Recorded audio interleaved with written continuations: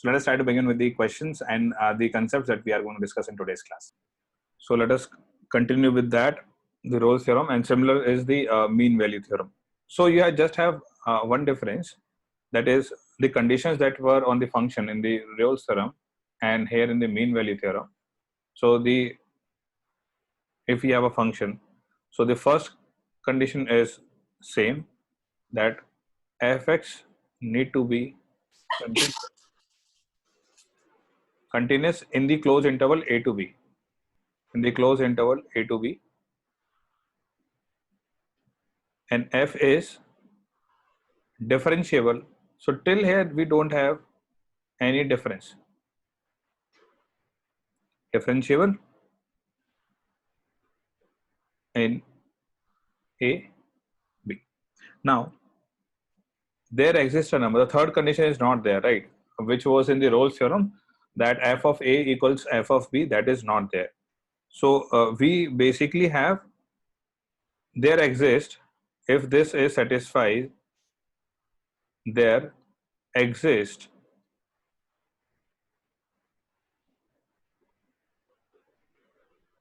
at least one c. So again, this at least is very, very important. Exist one c in the interval a to b such that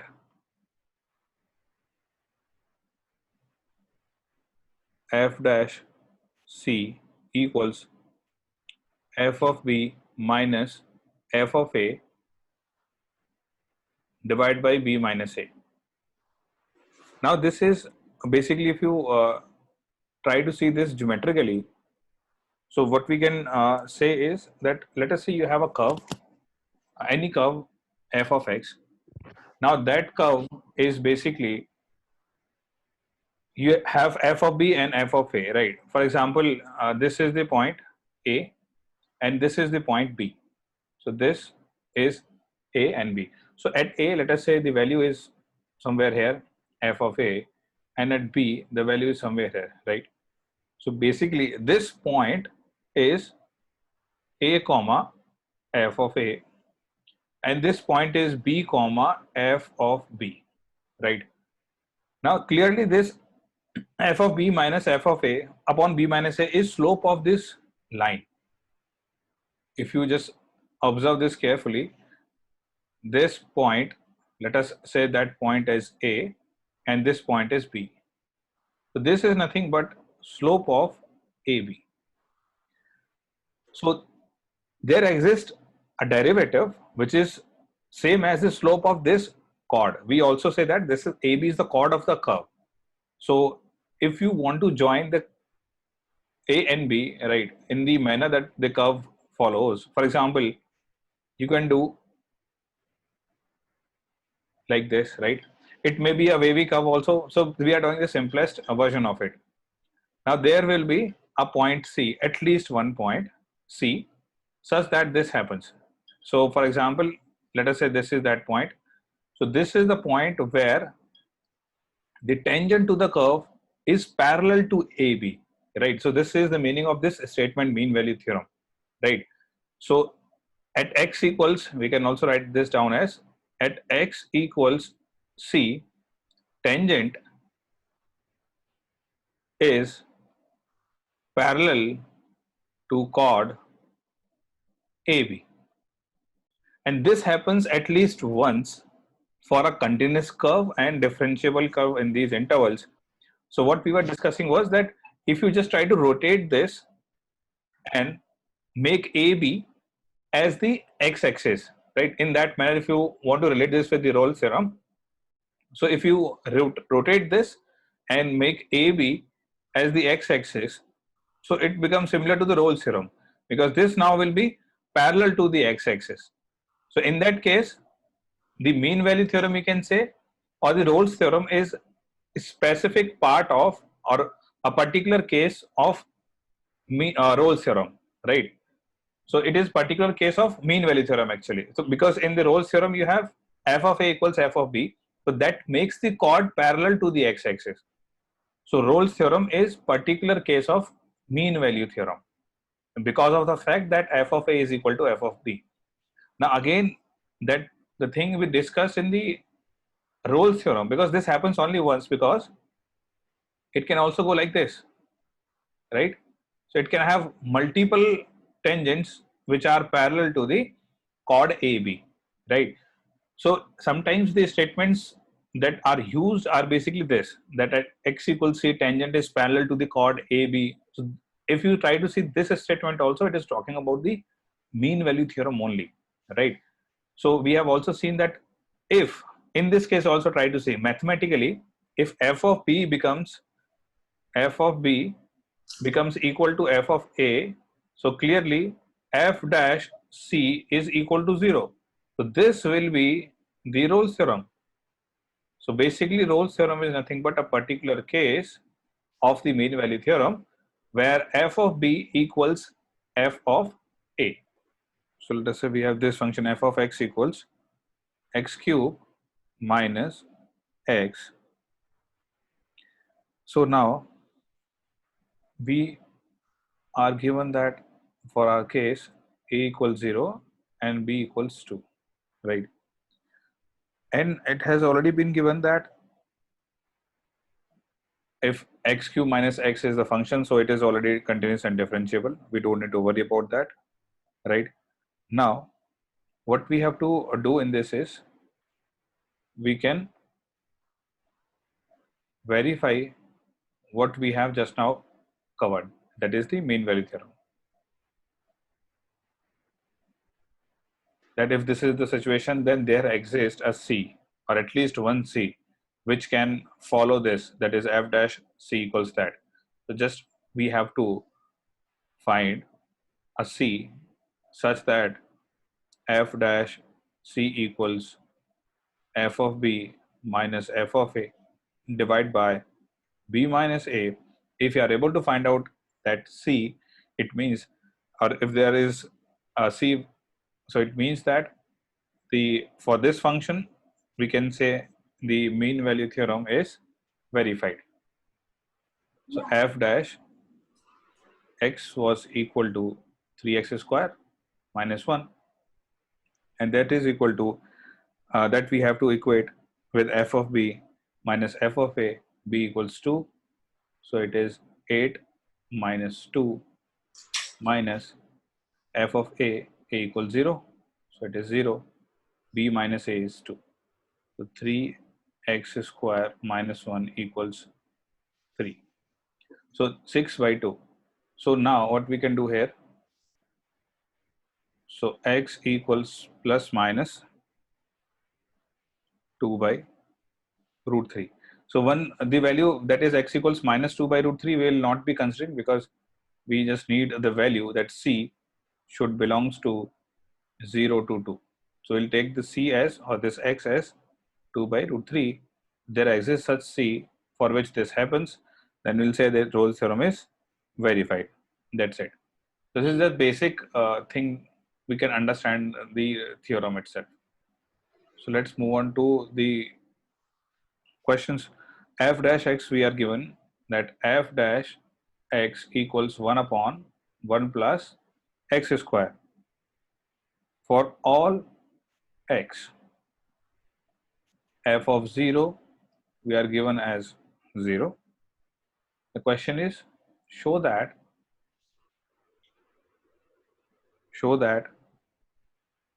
f of 2 lies between 2 and 0.4.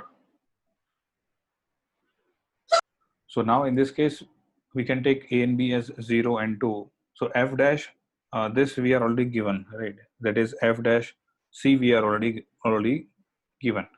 So we can say this is f dash c. So f dash c is equal to f of 2 minus f of 0 upon 2 minus 0, which is f of 2 by 2, because we have to find out things about f of 2. Now this f dash c is 1 upon 1 plus c square.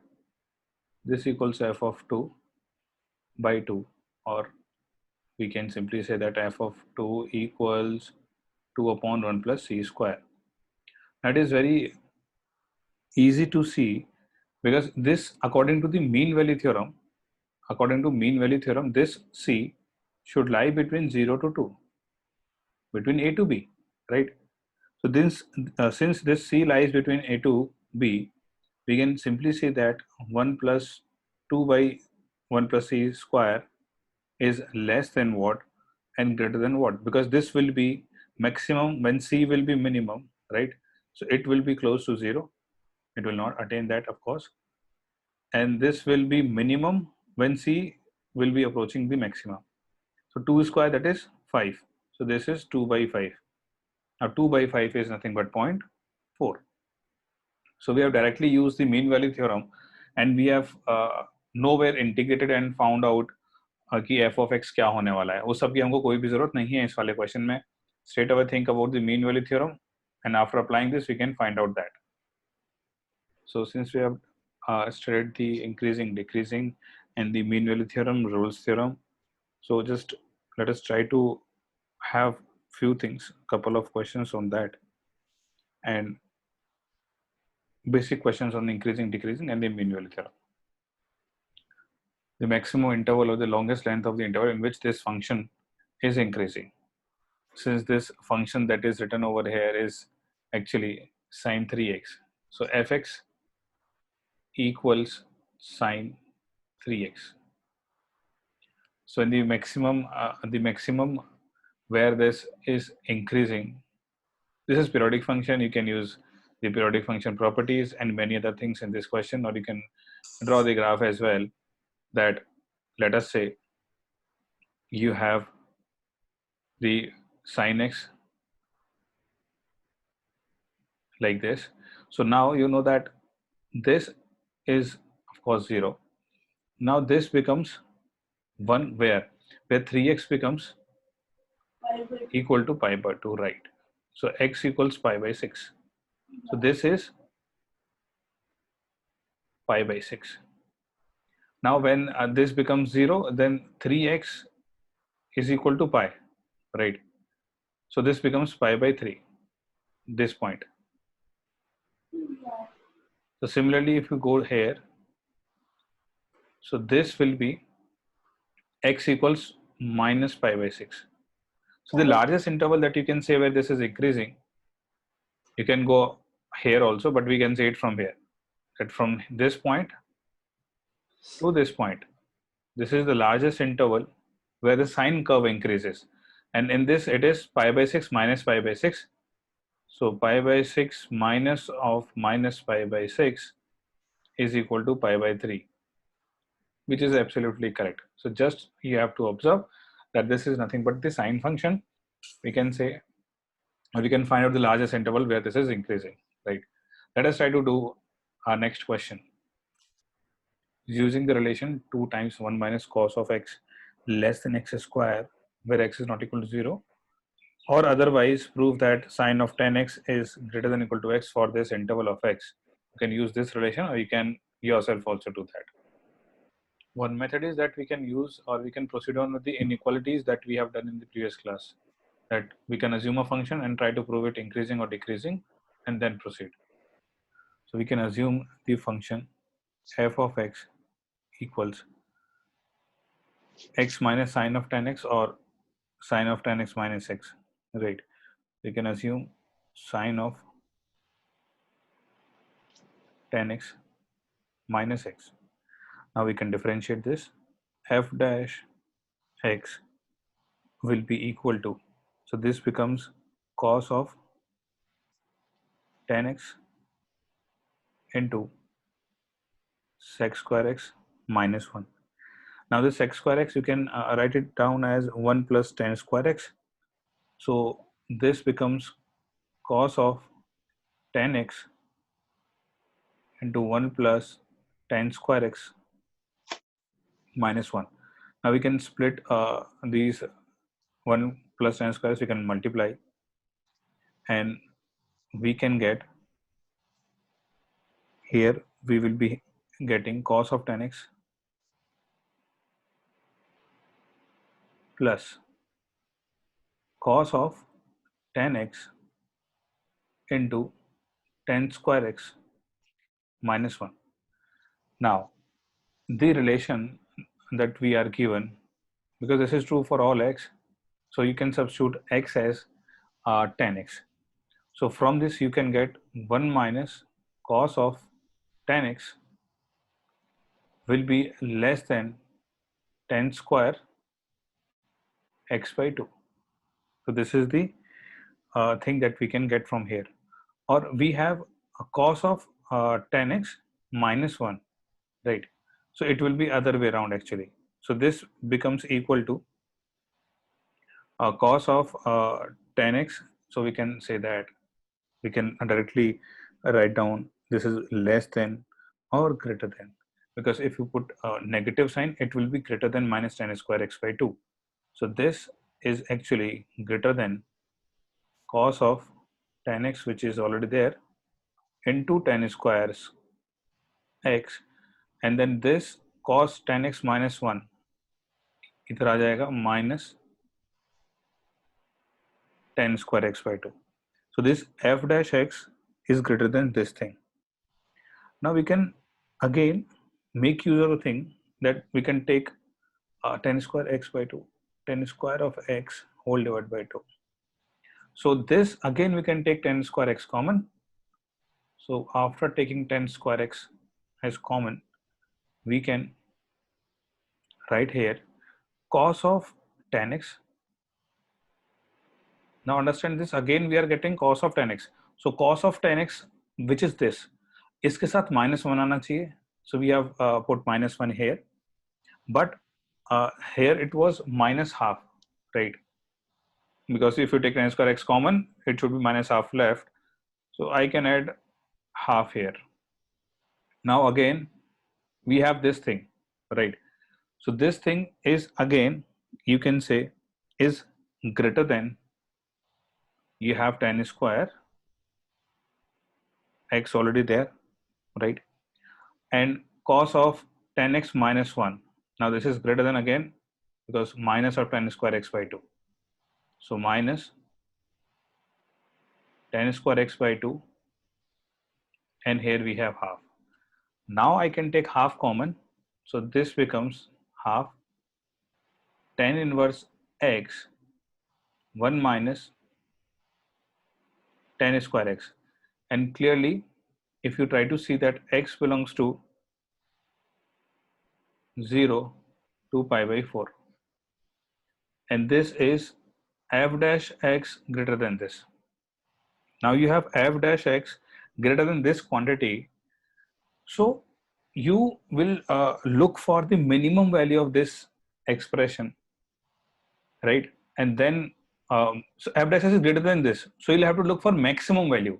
कि अगर मान लो this quantity, let us say, lies between 5 to 10, and f dash x will have to be greater than any value which it can attain. So if this lies between, let us say, 5 to 10, so this has to be greater than 10 also.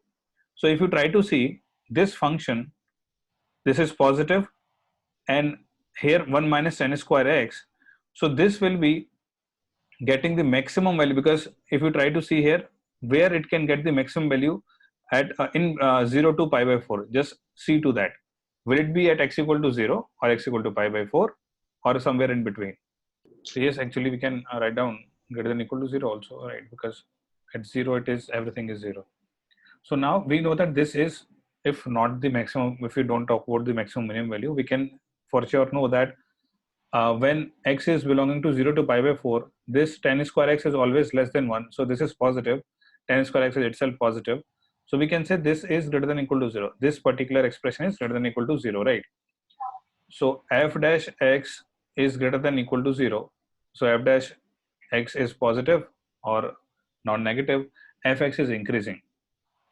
Since fx is increasing, so we will again use the same thing, that for x greater than 0, or basically x greater than 0 where x belongs to 0 to pi by 4, x greater than equal to 0, since fx is increasing, f of x is greater than equal to 0, f of 0 actually, which is in fact 0. So f of x is this. So f of x is greater than or equal to f of 0 and f of 0 is 0. So since we have arrived at this, we have used this 2 times 1 minus cos x less than x square to prove this using increasing and decreasing property.